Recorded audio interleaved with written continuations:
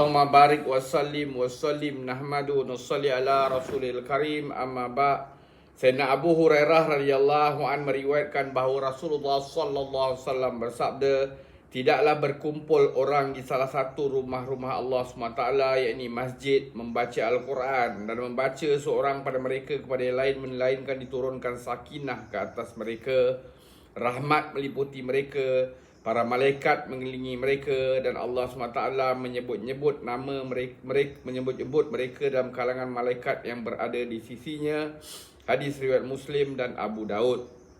Sayyidina Abu Hurairah radhiyallahu an meriwayatkan bahawa Rasulullah SAW bersabda, tidaklah berkumpul orang di salah satu rumah-rumah Allah Subhanahu wa ta'ala, yakni masjid, membaca Al-Quran dan membaca seorang pada mereka kepada yang lain, melainkan diturunkan sakinah ke atas mereka, rahmat meliputi mereka, para malaikat mengelilingi mereka, dan Allah SWT menyebut-nyebut mereka dalam kalangan malaikat yang berada di sisinya.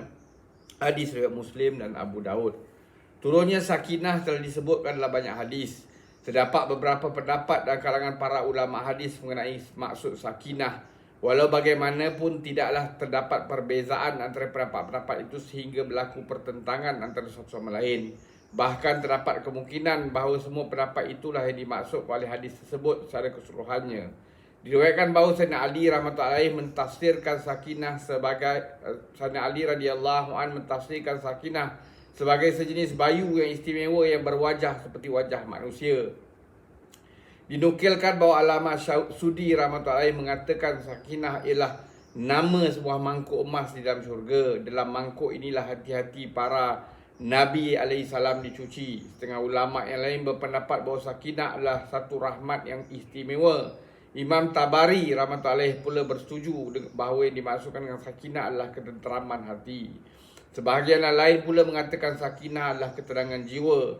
Setengah ulama mentafsirkan sakinah sebagai wakar, yakni sifat jati diri. Dan orang lain pula mentafsirkan sakinah sebagai malaikat-malaikat. Setengah ulama yang lain memberi berbagai pendapat yang lain lagi. Dalam kitab Fathul Bari, Hafiz Ibn Hajar rahmatullahi mengatakan bahawa yang dikatakan sakinah ialah semua perkara di atas. Imam Nawawi rahmatullahi berpendapat sakinah merupakan satu perkara yang terhimpun daripada ketenangan, rahmat dan sebagainya, dan turun bersama-sama para malaikat. Allah SWT telah berfirman dalam Al-Quran, maka Allah SWT menurunkan ketenangannya ke atasnya, yakni Muhammad sallallahu alaihi wasallam, surah At-Taubah ayat 40. Dalam ayat lain Allah SWT berfirman, dia dah menurunkan sakinah ke dalam hati orang-orang mumin.